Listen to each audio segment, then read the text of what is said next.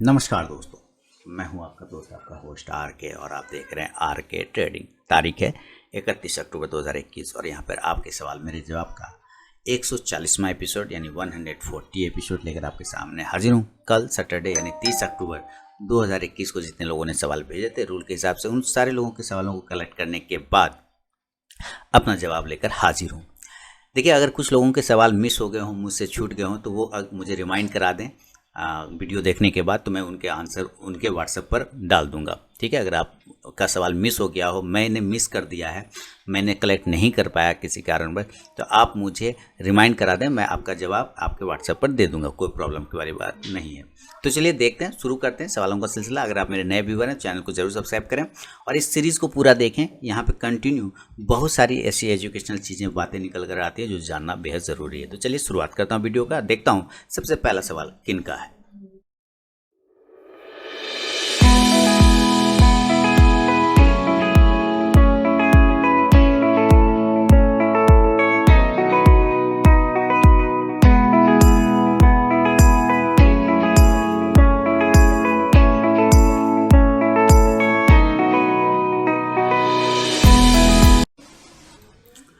सबसे पहला सवाल दोस्तों बोकारो झारखंड से सोमनाथ साहा जी ने लिखा है। इनका सवाल है कि how we differentiate buyers and sellers in call and put in option chain.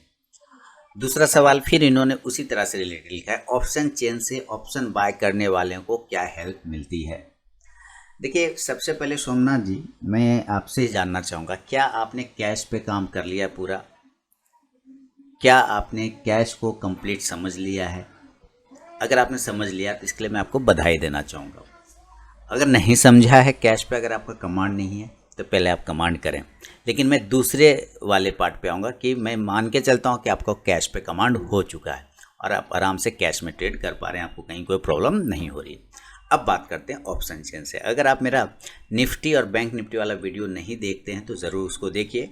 वहाँ पर मैं डिटेल ऑप्शन चेन एनालिसिस बताता हूँ, डिटेल में ऑप्शन चेन एनालिसिस बताता हूँ। मेरे व्यूवर कमेंट सेक्शन में आपको बता देंगे कि बिल्कुल मैं बताता हूँ। और ये कहाँ बताता हूँ, एक मेरा दूसरा चैनल है बाजार हाट न्यूज़, बाजार हाट न्यूज़। ये चैनल पे जब जाएंगे तो आपको यहाँ पे निफ्टी और बैंक निफ्टी की वीडियो मिलती है, जहाँ डिटेल ऑप्शन चेन की बात मैं करता हूँ हर लेवल पर। ऑप्शन चेन बिल्कुल उसी तरह से है जैसे कि आपको ये पता है, जब आप किसी स्टेशन में जाते हैं तो आप कैसे देखते हैं कि फलाना गाड़ी कितने बजे आएगी, वर्धमान इतने बजे आ रही है, डीएमयू इतने बजे आ रही है, एक्सप्रेस इतने बजे आ रही है, इंटरसिटी इतने बजे आ रही है, यानी इसके बाद ये आएगा, इसके बाद ये आएगा, इसके बाद ये आएगा, इसके बाद ये आएगा। इसी तरह से ये अप की तरफ है ना जाने वाली, और फिर ये डाउन की तरफ जाने वाली गाड़ी के बारे में लिखा रहेगा, ये इतने बजे आएगी, एक गाड़ी इतने बजे, ये गाड़ी इतने बजे, ये गाड़ी।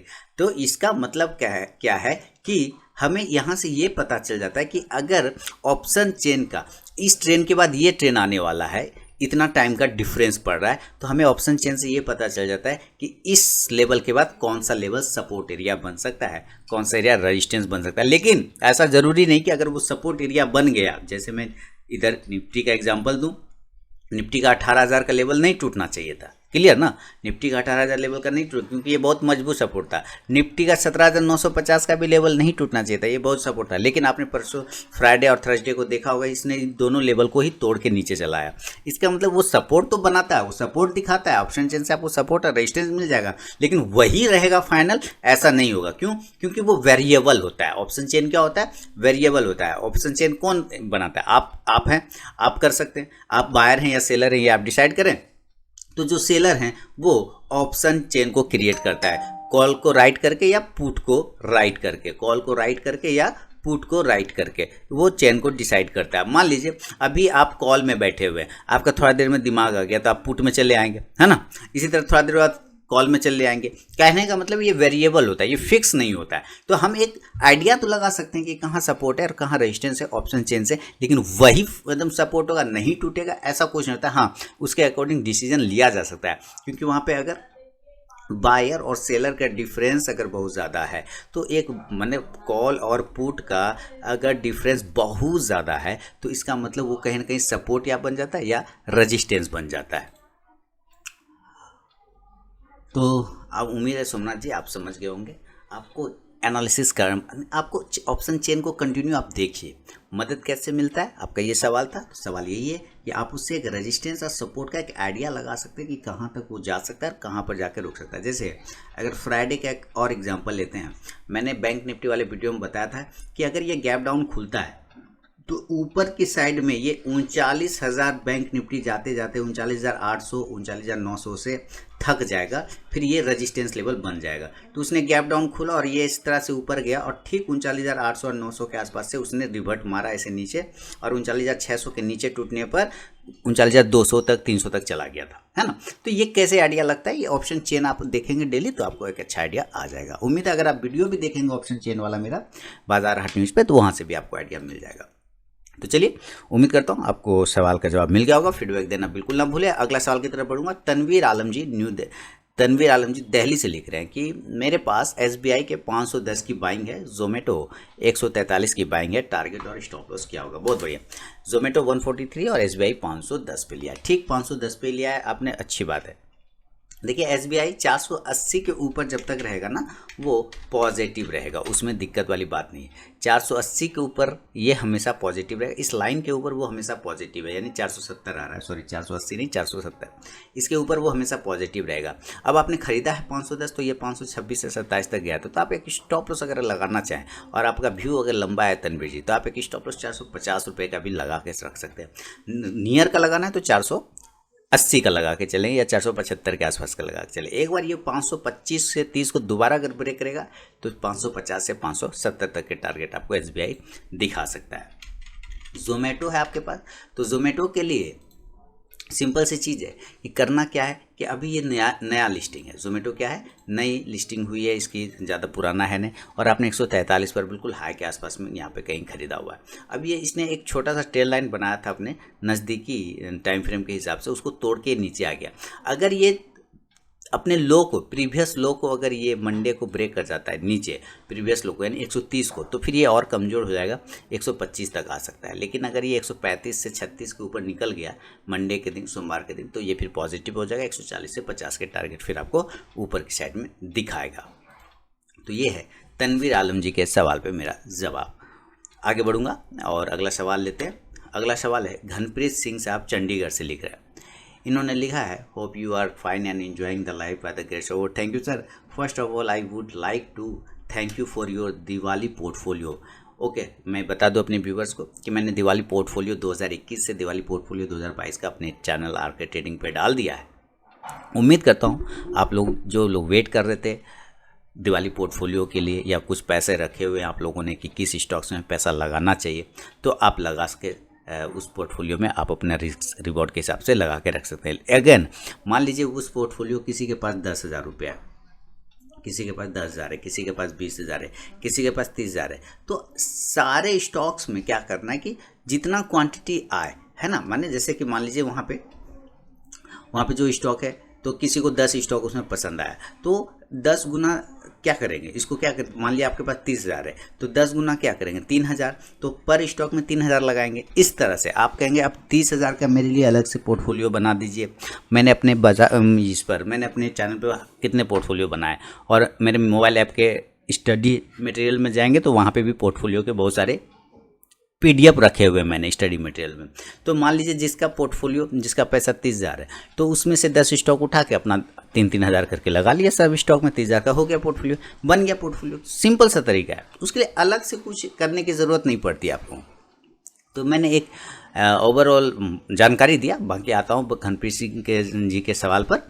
ये लिख रहे हैं, I am sure that this portfolio will fetch as good returns as always. मैं भी कोई उम्मीद करता हूँ सर कि ऐसा ही हो, एक अच्छा प्रॉफिट बना के वो पोर्टफोलियो दे, जैसा कि पिछला पोर्टफोलियो पिछले दिवाली ने आपको दिया था।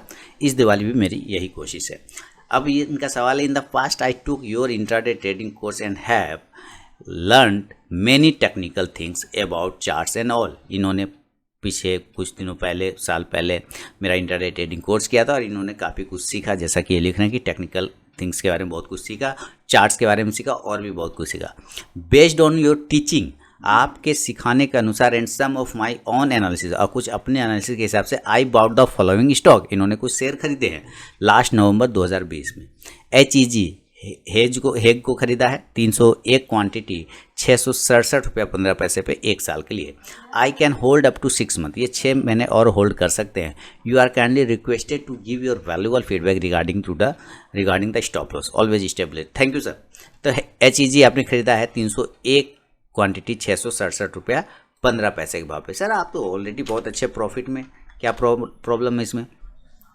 667 रुपये के भाव पे आपने HEG को खरीदा है और 2057 के भाव पे चल रहा है। 2600 का हाई लगा के चला आया ये स्टॉक, 2600 का हाई, बिल्कुल 2600 का एकदम हाई मार के चला आया है। तो आप तो ऑलरेडी बहुत अच्छे प्रॉफिट में। आपका एक बड़ा स्टॉप लॉस बनता है धनप्रीत जी, वो है 1800 रुपये का। 1800 रुपये का एक स्टॉप लॉस बनता है, अगर आप लगाना चाहें तो लगाइए। अगर 2200 यानी 2200 को ये दोबारा ब्रेक करता है ऊपर, तो 2400 से लेकर 2500 के टारगेट आपको दोबारा से देखने को मिल सकता है HEG में। और एक बार 2600 के लेवल ब्रेक कर गया तो 3000 तक के भी टारगेट आपको दिखा सकता है। तो उम्मीद है आप इस जब आपको ध्यान में रखेंगे। और बढ़ूंगा अगला सवाल की तरफ। अगला सवाल है पार्थ गांधी जी वालसाड से लिख रहे हैं, वालसाड गुजरात में शायद पार्थ गांधी जी लिख रहे हैं, I have 200 share of Carborundum Universal Limited, my average buying price is 861। Carborundum Universal Limited इन्होंने खरीदा है 861 के एवरेज प्राइस पे। व्हाट शुड आई डू, क्या करना चाहिए? What is the short term target for it and what level I can add few more quantity to reduce my average. Okay, तो चलते हैं कार्बोरंडम। देखिए दिवाली आ गई, एकदम आवाज़ कर रहा है पटाखा, बहुत ही अच्छा। कार्बोरंडम ना, कार्बोरंडम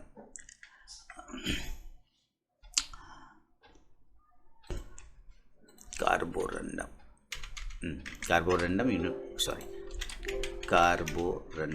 ये स्टॉक इन्होंने 861 रुपये के आसपास में इनका एवरेज प्राइस है, जैसा कि ये लिख रहे हैं। ठीक है, कोई बात नहीं सर। और अभी प्राइस चल रहा है 840 के आसपास में, और ये चाहते हैं कि किस प्राइस पे एवरेज करना चाहिए। देखिए सर, एवरेज प्राइस इसका सबसे अच्छा जो अभी फिलहाल नज़दीक में वो 750 रुपये का, 750 के आसपास अगर आ जाए तो एवरेज कर सकते हैं। पहला कंडीशन, मान लीजिए ये नहीं आया, मान लीजिए ऐसा ये नहीं किया कि इसके ऊपर नीचे आया ही नहीं, तब दूसरा एवरेज प्राइस क्या होगा? दूसरा एवरेज प्राइस होगा आपको 900 रुपये के ऊपर में, फिर जब निकलेगा तो आप इसमें क्वांटिटी ऐड कर सकते हैं। या तो 750 के आसपास में ऐड करें या तो 900 के ऊपर में ऐड करें। इस जगह पे ऐड करने की कोई ज़रूरत नहीं है, क्योंकि ये काफ़ी सपोर्ट जगह पे अगर टूट गया तो आपको 50 पॉइंट का नीचे का लेवल दिखा सकता है। हाँ, एक बार अगर ये 875 से 900 के ऊपर निकलता है तो 950 से 1000 तक के टारगेट आपको कार्बोरंडम दिखा सकता है sir.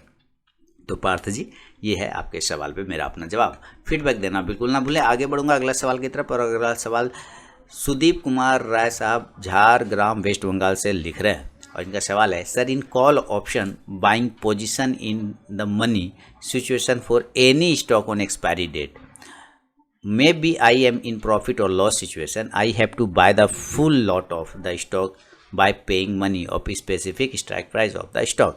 My confusion is that what will be happen with the premium of that stock is adjusted with payment of money for buying the whole lot or the remaining premium is valueless for call buyer. देखिए sir, जब हम bye करते हैं ना, चाहे call bye करें या put, हम पूरा पैसा दे के बाय करते हैं।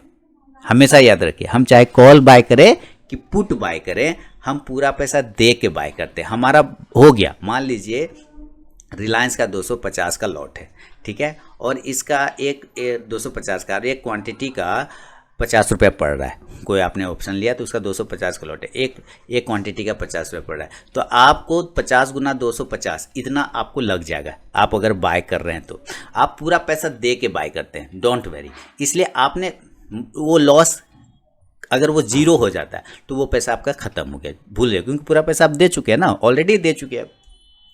तो अगर वो लॉस हो गया तो एक्स्ट्रा आपको कुछ भी नहीं देना है, क्योंकि आप तो ऑलरेडी पे करके दिए हुए, समझ रहे बात, तो ऑलरेडी आप पे करके दे चुके हैं।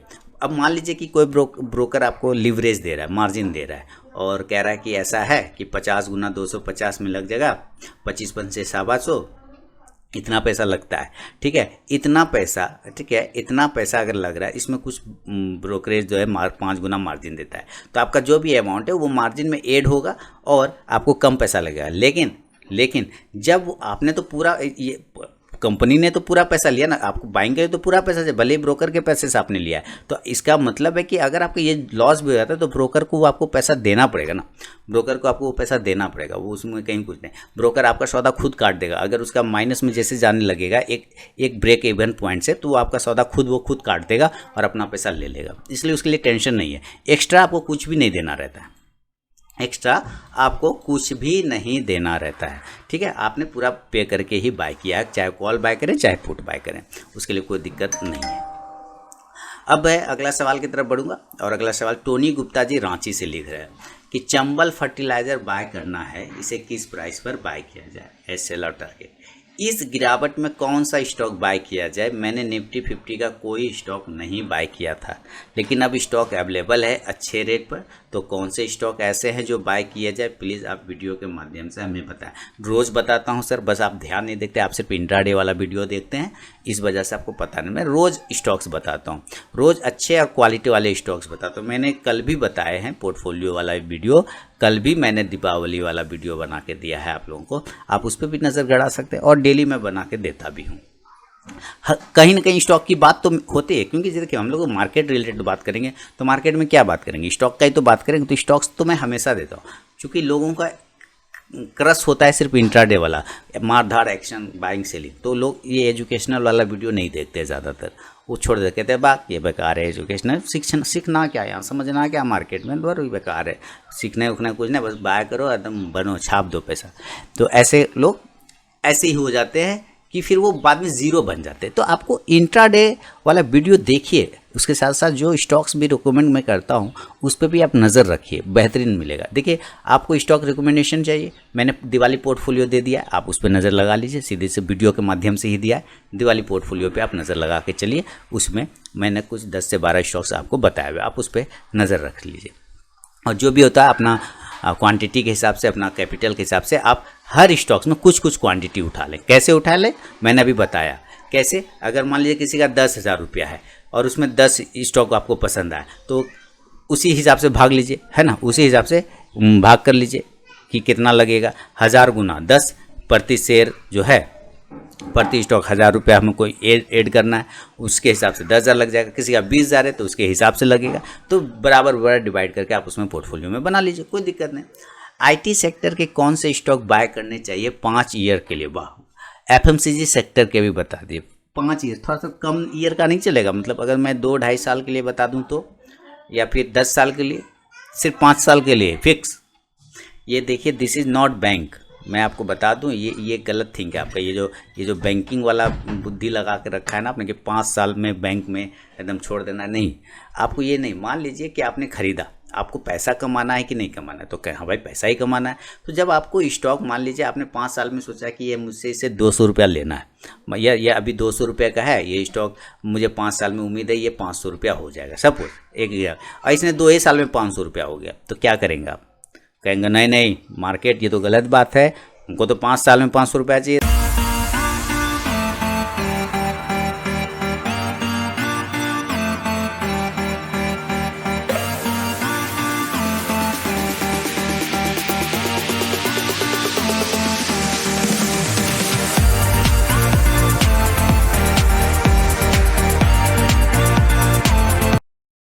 तुम तो 2 ही साल में दे रहे हो, हम नहीं लेंगे, नहीं लेंगे, रखो, ऐसे तो नहीं करेंगे। तो ये बात समझिए, आपको पहले छोटे कदम लेने हैं, आपको क्या, बेबी स्टेप, आपको पहले बेबी स्टेप लगाना है। बेबी डायरेक्ट आप सोचेंगे ना कि मैं 20 साल के लिए रखना चाहता हूँ, मैं 10 साल के लिए, नहीं हो पाएगा।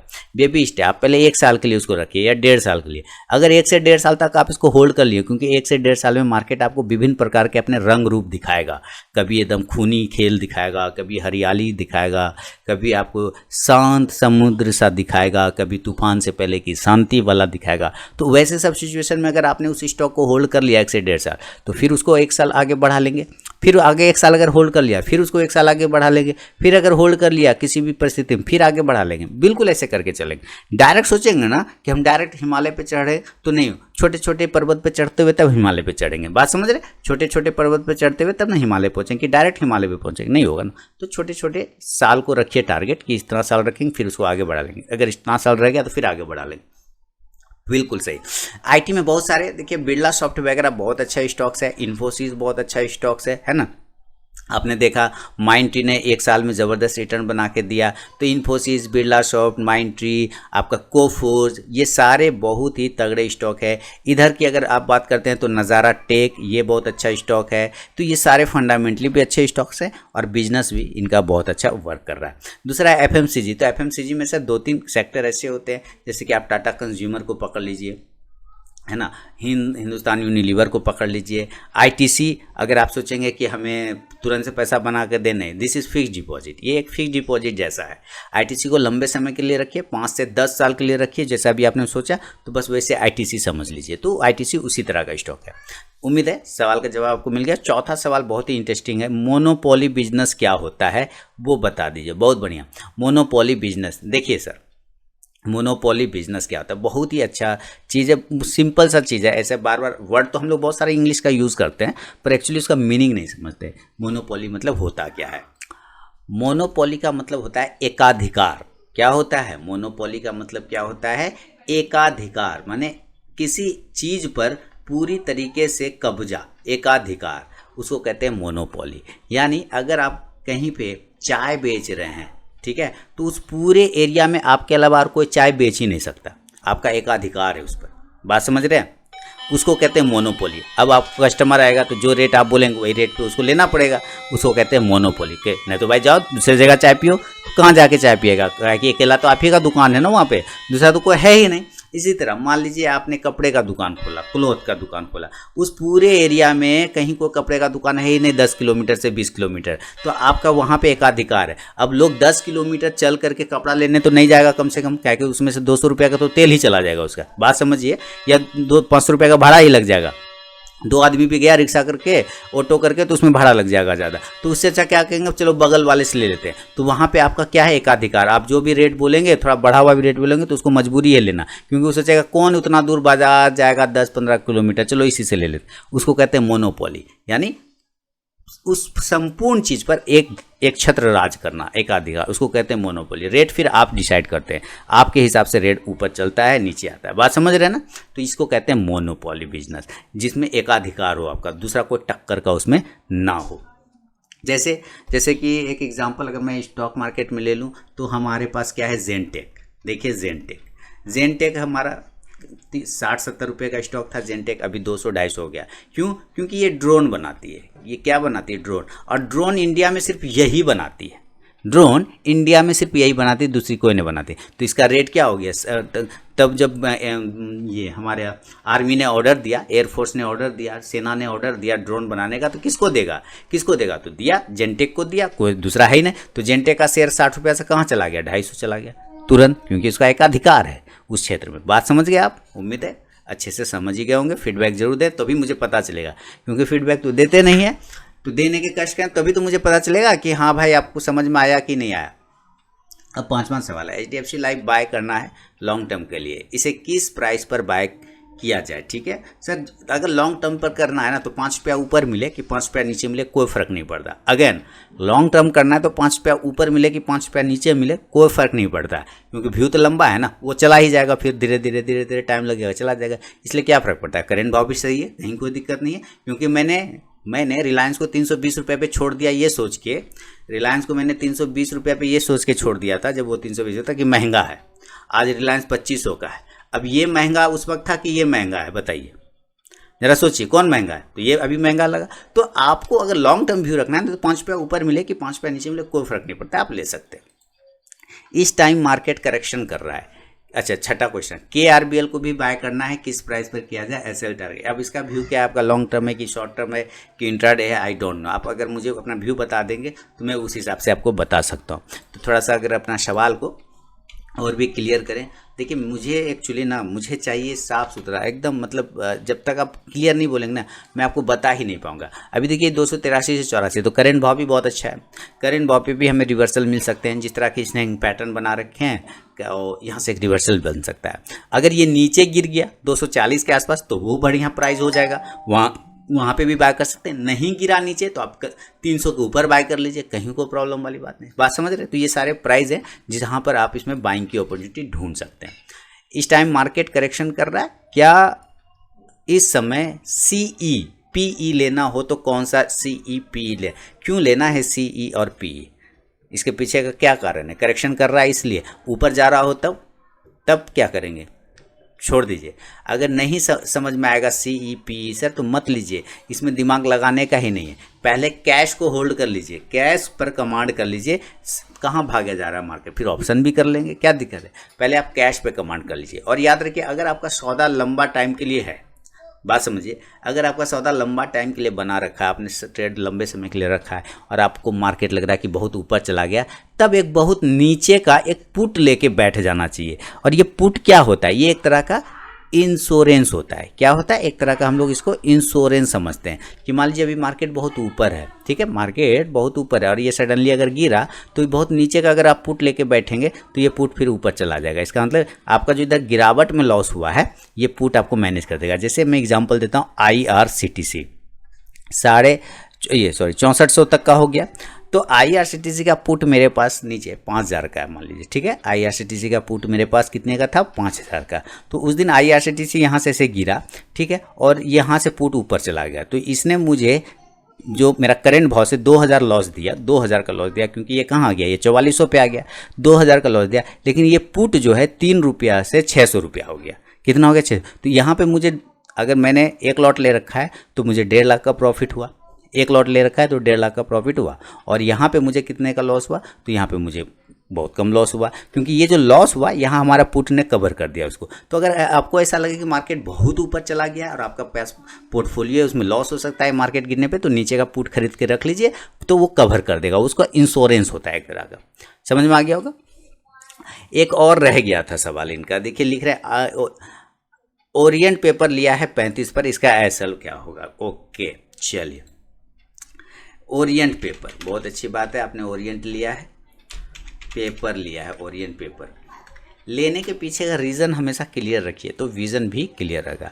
एसएल लगेगा 29 से 28 के आसपास में, ऊपर अगर 32 को ब्रेक करता है देन 34 से 36 के टारगेट आपको ओरिएंट पेपर में देखने को मिलेंगे। इस सीरीज़ को, जो आपके सवाल मेरे जवाब का जो ये वीडियो है, लोग इसको कैसे देखते हैं मैं बताता हूँ। जिनका जो सवाल होता है वो डायरेक्ट वीडियो वहीं पर स्किप करके लेके जाता है कि कहाँ पर है मेरे सवाल का जवाब, वहाँ देख के ख़त्म कर लेता है, बाकी किसी को देखता ही नहीं है। तो अगर आप पूरा देखेंगे ना तो आपके बहुत सारे क्वेरी सॉल्व हो जाएंगे। तो एक आदत तो लगाना चाहिए कि पूरा कम से कम देखें। तो जब भी टाइम मिले, जब भी मिले, ऐसा नहीं कि एक ही बार में, जब भी मिले तब देखिए, आपके बहुत सारे क्वेरी ऑटोमेटिक सॉल्व हो जाएंगे। उम्मीद है टोनी जी आपके सवाल से संतुष्ट हो गए जवाब से। अब बढ़ता हूँ अगला सवाल की तरफ, और अगला सवाल है राघवेंद्र जी बेंगलोर से लिख रहे हैं। तो राघवेंद्र जी का बेंगलोर से सवाल है कि dear Ravi Kumar ji, happy and prosperous Deepawali to you and all your family member. Same to you sir, आपको भी। माँ Lakshmi bless you all sir, आपको भी एकदम लक्ष्मी की कृपा बने रहे, धन धान्य से भरपूर परिपूर्ण होते रहे। माई सन हैज़ बाउट अपोलो टायर्स 50 से सेट 241। इनके सुपुत्र ने 241 रुपए के भाव पे 50 शेयर खरीदा है अपोलो टायर का। बहुत बढ़िया। किर्लोस्कर किर्लोस्कर इंजन्स को 50 शेयर खरीदा है 220 के भाव पे।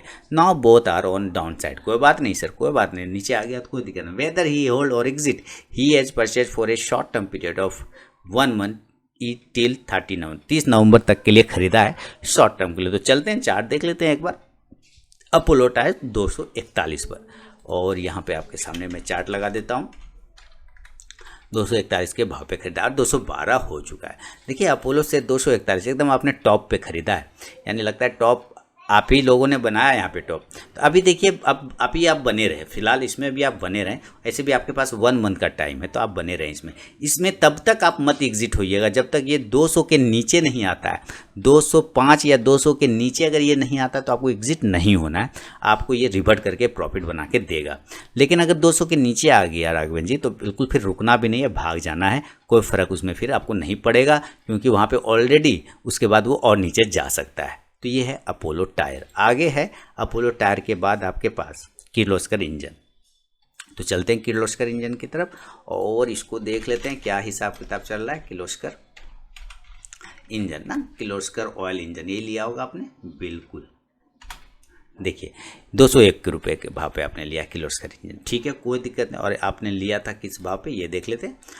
220 पर लिया है। कोई बात नहीं सर, कोई बात नहीं, टेंशन नहीं लेना है, बिल्कुल बहुत ही अच्छी जगह पे किर्लोस्कर इंजन। लेकिन जिस जगह पे ये खड़ा है ये थोड़ा डेंजर सिचुएशन है इसका। किर्लोस्कर इंजन 195 को अगर ये ब्रेक कर गया तो इसमें गिरावट बढ़ सकती है, फिर इसमें गिरावट बढ़ सकती है। यानी अगर आपको स्टॉप लॉस लगाना है तो यहाँ पर जो हमारा एक्यूमुलेशन एरिया है, इस एक्यूमुलेशन एरिया के पास ही आपका स्टॉप लॉस होना चाहिए, जिसका प्राइस लगभग 195 आता है। इसके नीचे निकलने पर रुकने का कोई मतलब नहीं है। लेकिन अगर ये 210 के ऊपर निकल जाता है तो आपको 230 से 240 के भी टारगेट किर्लोस्कर इंजीनियर में मिल जाएंगे देखने को राघवेंद्र जी। तो आप बने रहें इसमें इस स्टॉप लॉस के साथ। आगे बढ़ूंगा अगला सवाल की तरफ, और अगला सवाल लिख रहे हैं अमित अग्रवाल जी गुड़गांव से। लिख रहे हैं market view on FL India 1053 पे खरीदा, एलएनटी 1789 पे खरीदा, जुबलेंट फूड 3740 पे खरीदा हुआ है। Required target NSL. Okay Amit ji, बिल्कुल मैं कर देता हूँ, बता देता हूँ।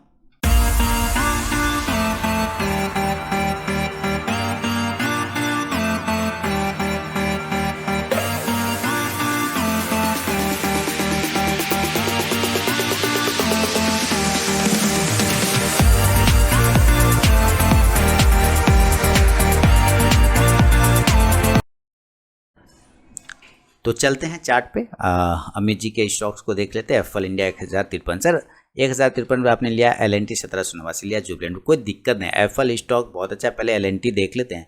एलएनटी का चार्ट यहाँ पे लगा हुआ है 1789 पे लिया। आपको एक स्टॉप लॉस लगाना पड़ेगा सर, इसके बारे में से सोचना नहीं है, टेंशन नहीं लेना इस स्टॉक के बारे में। 1700 रुपये का आप स्टॉप लॉस लगा लीजिए।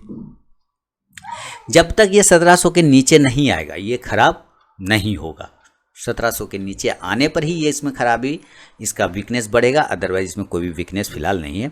इसी जगह से स्टॉक्स ऊपर की साइड में बाउंस कर जाना चाहिए। अगर करता है तो आपको अच्छे टारगेट 1850 तक का भी मिल सकता है।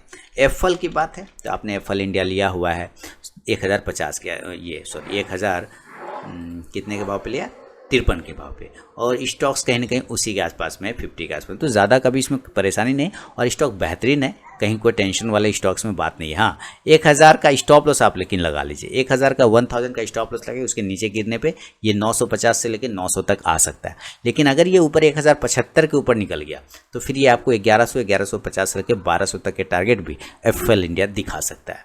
जुबलेंट फूड आपने लिया है ना तीसरा स्टॉक, तो क्या बात है। पिज्ज़ा को लिया है तो कोई दिक्कत वाली बात नहीं। पिज्ज़ा भी देखिए काफ़ी ऊपर गया, 4600 से 3800 आ गया। एक बेहतरीन सपोर्ट एरिया है 3600 के आसपास का। अगर ये टूट गया यहाँ से तो आपको 200 पॉइंट की रैली नीचे की साइड में दिखाएगा, यानी 3600 के नीचे निकलते के साथ 3400 का टारगेट आपको 200 पॉइंट मिल जाएगा। लेकिन अगर ये 3800 के ऊपर निकल गया तो आपको वापस 4000 के टारगेट दिखा सकता है जुबलेंट फूड। आपने 3740 पे लिया हुआ है तो कहीं कोई दिक्कत नहीं है, और उसी के आसपास में कहीं स्टॉक अभी ट्रेड भी कर रहा है, तो इसी स्टॉप लॉस के साथ आप बनने रह सकते हैं जुबलेंट फूड में। उम्मीद है अमित जी आपके सवालों का जवाब आपको मिल गया होगा। बढ़ूंगा अगला सवाल की तरफ, और देखें अगला सवाल किनका है। अगला सवाल है अजीत कुमार जी न्यू दिल्ली से लिख रहे हैं। पहला लिख रहे हैं कि जेके पेपर लिया है 105 क्वांटिटी 273 पर, शॉर्ट टर्म क्या टारगेट हो सकता है, और दूसरा आईटीसी में लॉन्ग टर्म 5 ईयर आपका क्या व्यू है। सर अगर आपने ये वीडियो पूरा देखा है शुरू से, तो अभी मैंने टोनी गुप्ता जी रांची झारखंड से जो मेरे व्यूवर हैं उनके सवालों का मैं जवाब दे रहा था, और उसमें मैंने आईटीसी का व्यू बताया था कि भाई अगर आपको फिक्स डिपॉजिट करना है बच्चे के लिए तो आईटीसी में कर सकते हैं, लेकिन लंबा समय के लिए करना होगा, क्योंकि ये तुरंत पैसा बना के नहीं देगा, ये धीरे धीरे चलने वाला स्टॉक है। लेकिन जब इसका दिन आएगा, जब इसका सीजन आएगा, जब इसका टाइम आएगा, हर एक का टाइम आता है, तो इसके बाद जिस प्राइस पे अभी अवेलेबल है शायद वो प्राइस भी ना मिले। कहने का मतलब अभी लेंगे और गिर जाएगा 5% 10%, तो आप कहेंगे कि आरके ने फंसा दिया। डरना नहीं है, क्योंकि वो आपका एफडी है, वो आपको आएगा, टाइम लगाएगा, लेकिन स्टॉक्स इज गुड, बढ़िया है, कहीं कोई दिक्कत नहीं है, और इंडिया का लीडिंग एफएमसीजी सेक्टर की कंपनी है हिंद यूनिलीवर के बाद, तो फिर क्यों डरना है उसमें, है ना। अब बात करता हूँ जेके पेपर में। 105 क्वांटिटी 273 रुपये के आसपास में आपने लिया हुआ है। चलते हैं जेके पेपर 205 के आसपास में लिया, 225 चला सर, बेहतरीन, बहुत ही अच्छे जगह से आपने जेके पेपर को लिया। अब मेरे ख्याल से एक स्टॉक्स में एक इम्पॉर्टेंस स्तर को टच कर रहा है। इस स्टॉक के ऊपर 220 के ऊपर अगर ये रह गया तो अच्छी बात है, अगर ये 240 के ऊपर निकलता है तो 260 से 280 के टारगेट दोबारा से आपको दिखा सकता है जेके पेपर। तो बने रहें जेके पेपर। चलिए आगे बढ़ता हूँ अगला सवाल की तरफ, और अगला सवाल है जेके पेपर भी हो गया अजीत जी का, कोई दिक्कत वाली बात नहीं। चलिए आगे बढ़े, और अगला सवाल है सुनील शर्मा साहब बलिया यूपी से लिख रहे हैं कि सिल्गो को बाय किया है 40 रुपये 10 पैसे पे, वीटो को बाय किया है 120 रुपये 10 पैसे, TDSL को 27.90 पे बाई किया है और 27.90 पे। गुजरात अल्काली को 792 पे। शॉर्ट टर्म लेवल कहाँ तक है? ओके, चलते हैं। सबसे पहले सिल्गो को हम लोग चेक करने की कोशिश करेंगे कि सिल्गो क्या लेवल पे खड़ा है। देखिए, एक छोटा सा पेनी स्टॉक है सिल्गो और अभी ये 34 रुपये के आसपास में है। आपको पेनी स्टॉक से कुछ ज़्यादा ही लगाव है सुनील जी। खैर कोई बात नहीं, कोई दिक्कत वाली बात नहीं। देखिए, इसका 45 का एक इम्पोर्टेंट रेजिस्टेंस है, अगर उस रेजिस्टेंस को तोड़ेगा तभी। लेकिन फिलहाल जो चांस दिख रहा है चार्ट देखे तोड़ने के मूड में, तो वो नहीं लग रहा है। 30 रुपीज़ का एक स्टॉप लॉस आप लगा लीजिए। मैं चार्ट सही देख रहा हूँ ना, 29 तारीख का लास्ट ट्रेडिंग, ठीक है। तो आपको एक स्टॉप लॉस 30 रुपीज़ का लगाना होगा, क्योंकि अगर 30 रुपीज़ को ये नीचे तोड़ता है तो ख़राब हो जाएगा। एक ट्रेंड लाइन पर ये सपोर्ट तो ले रहा है, एक ट्रेंड लाइन पे सपोर्ट ले रहा है, लेकिन 40 का एक इंपॉर्टेंट स्तर है, रेजिस्टेंस है 40 का। अगर वो ब्रेक करेगा तो 45 से 50 के टारगेट आपको सिल्गो में मिलेंगे।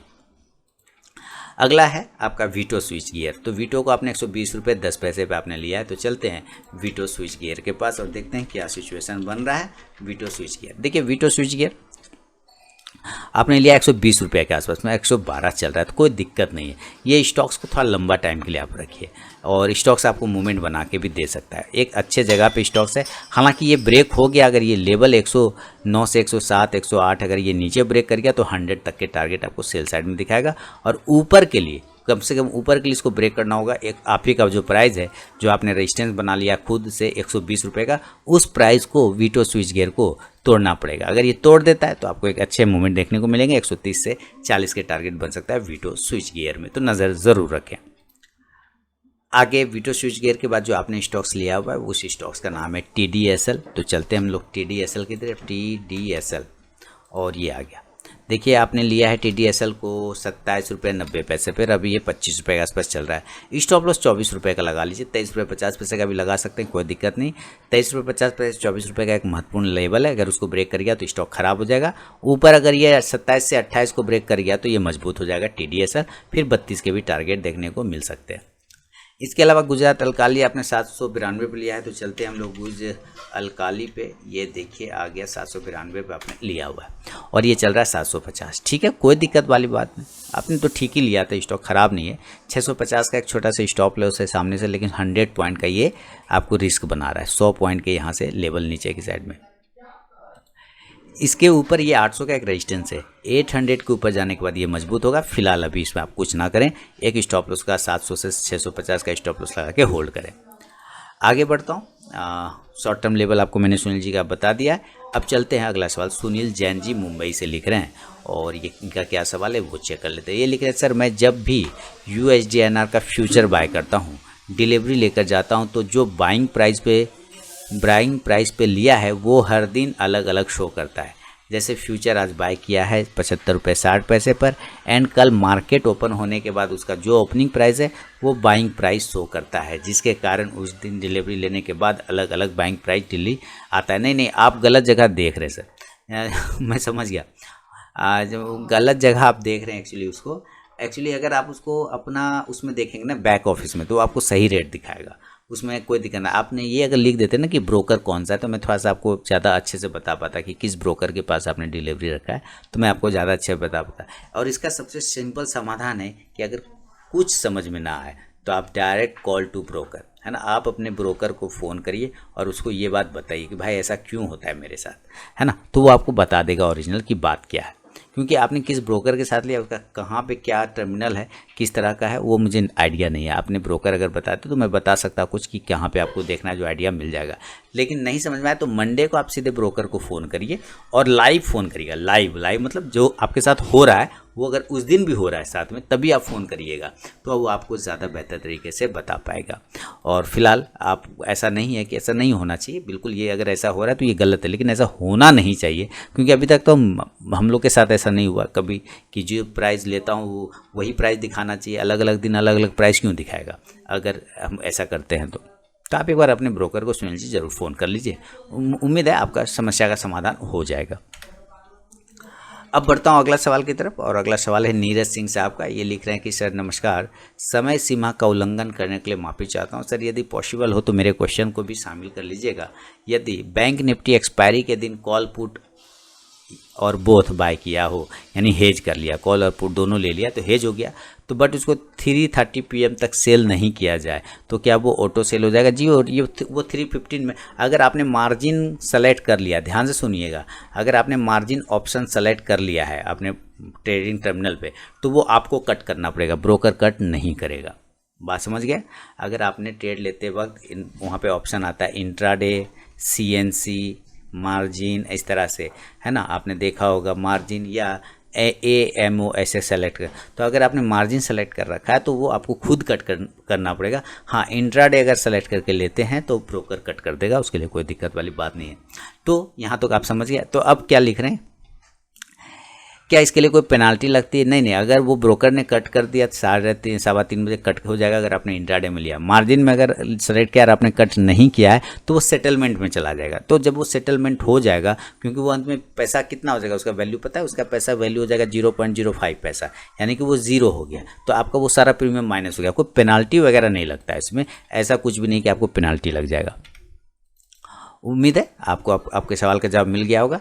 अब बढ़ता हूँ अगला सवाल। अब देखिए, पेनाल्टी का मतलब तो वही हो गया ना कि हम मान लीजिए ऑर्डर लगा के सो गए तो हमें तो पेनाल्टी लग जाएगा। तो ऐसे तो सर बहुत को पेनाल्टी लगता रहेगा, ऐसा नहीं होता है। तो ये नीरज जी के सवाल का जवाब है, काफ़ी अच्छा सवाल था।